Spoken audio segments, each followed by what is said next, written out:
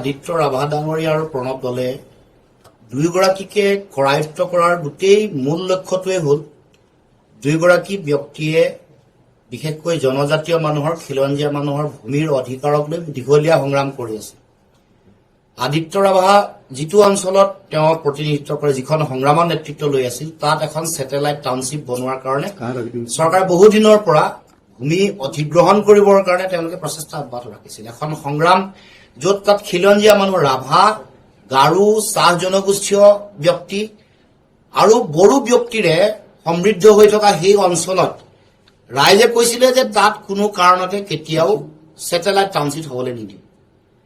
আকৌ ইফালে কাজিৰঙাত ইংলে পথাৰ যিটো অঞ্চল ৬০ বিঘা মাটি, য'ত হায়াত হস্পিটেল, হায়াত হোটেল আৰু ৰিজৰ্ট বনাবৰ কাৰণে কেইবাটাও পৰিয়ালৰ তেওঁলোকৰ মাটি অধিগ্ৰহণ কৰিবৰ কাৰণে চিন্তা চৰ্চা কৰিছিল। এইটোৰ বিৰুদ্ধে প্ৰণৱ দলে ডাঙৰীয়া তেখেতৰ নেতৃত্বত বিভিন্ন ব্যক্তি এটা সংগ্ৰাম কৰি আছিল। ময়ো দুয়োটা অঞ্চললৈ গৈছিলো।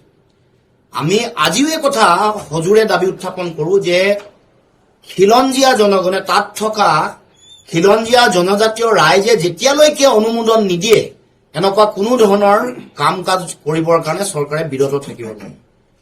কাৰণ সকলোৱে বিৰোধ কৰিছে, কাৰণ বিশেষকৈ চাহ জনজাতীয় অধ্যুষিত অঞ্চল, যিটো বাগানৰ কাষৰ মাটি, বিশেষকৈ চাহ বাগিচা অঞ্চলৰ মানুহ, চাহ জনগোষ্ঠীয় আদিবাসী ৰাইজৰ এনেও আজিলৈকে মাটিৰ পট্টা দিব পৰা নাই।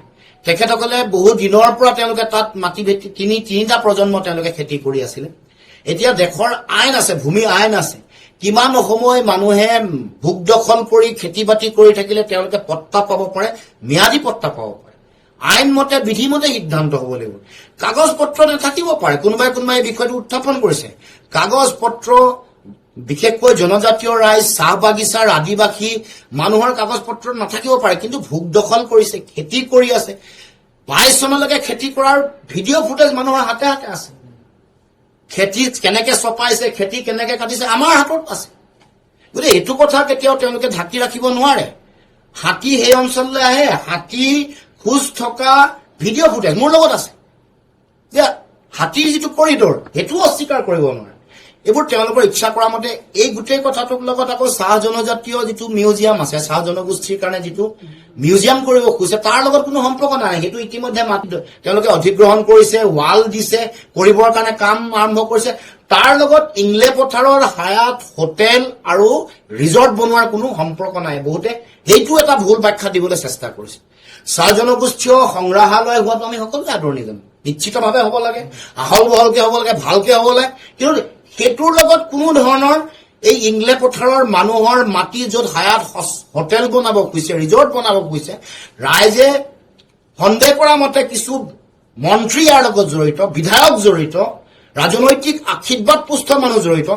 কোনো মানুহে কেতিয়াও উন্নয়নৰ বিৰোধিতা নকৰে, আমিও নকৰো। তেওঁলোকে যদি হোটেল বনায়, ৰিজৰ্ট বনায়, বিভিন্ন মন্ত্ৰীৰ তেওঁলোকৰ বাগান আছে, তাত বনকচোন, আমি বেয়া পোৱা নাই নহয়। খাটি খোৱা মানুহৰ মাটি ল'বলৈ কিয় উঠি পৰি লাগিছে? যি সময়ত চাহ বাগিচাৰ চাহ জনজাতীয় আদিবাসী মানুহক আজিলৈকে মাটিৰ পট্টা দিব পৰা নাই, সেই সময়ত থকা মাটিকণ কাঢ়ি ল'বলৈ চৰকাৰে কিয় ইমান উৎপাত কৰিছে? আৰু জনজাতীয় মানুহৰ মাটি ৫০,০০০ বিঘাতকৈ বেছি মাটি ইতিমধ্যে তেওঁলোকে বিভিন্ন আম্বানী, আদানী, ৰামদেৱ, গোদৰেজ বিভিন্ন কোম্পানীৰ নামত দিবলৈ তেওঁলোকে চিন্তা চৰ্চা কৰিছে। মাটিটো ল'লে জনজাতীয় ষষ্ঠ অনুসূচী, ট্ৰাইবেল বেল্ট ব্লক, জনজাতীয় আৱেষ্টনীত থকা মাটি ইতিমধ্যে অধিগ্ৰহণ কৰা কাম আৰম্ভ কৰিছেই। এতিয়া আকৌ সংগ্ৰামত জড়িত হৈ থকা জনজাতীয় নেতাকো ৰেহাই দিয়া নাই। গতিকে আমি আদিত্য ৰাভা আৰু প্ৰণৱ দলেৰ যিটো মাটি আক্ৰোশমূলকভাৱে ৰাজনৈতিক ষড়যন্ত্ৰৰে যিটো কৰায়ত্ব কৰি জেললৈ নিক্ষেপ কৰিবলৈ তেওঁলোকে চেষ্টা কৰিছে, ইয়াৰ আমি তীব্ৰ বিৰোধিতা কৰিছো, কঠোৰ ভাষাৰে গৰিহণা দিছো। আৰু তাৎক্ষণিকভাৱে দুয়োগৰাকী ব্যক্তি আদিত্য ৰাভা আৰু প্ৰণৱ দলে মুকলি কৰি দিবৰ কাৰণে আমি দাবী উত্থাপন কৰিছো। এয়া জনজাতীয় মানুহৰ অধিকাৰ, ভূমিৰ প্ৰতি এয়া আক্ৰমণ, অধিকাৰ কাঢ়ি লৈ যাব খোজা হৈছে। এয়া জনজাতীয় সংগ্ৰামী নেতৃবৰ্গৰ প্ৰতি তেওঁলোকৰ আক্ৰোশী মানসিকতা। এই কথাই চৰকাৰখনৰ জনজাতীয় ৰাইজৰ মাটি, জনজাতীয় নেতাসকলৰ অধিকাৰ আৰু জনজাতীয় মানুহৰ প্ৰতি তেওঁলোকৰ যিটো দৃষ্টিভংগী, এইটোক প্ৰতিফলিত কৰিছে।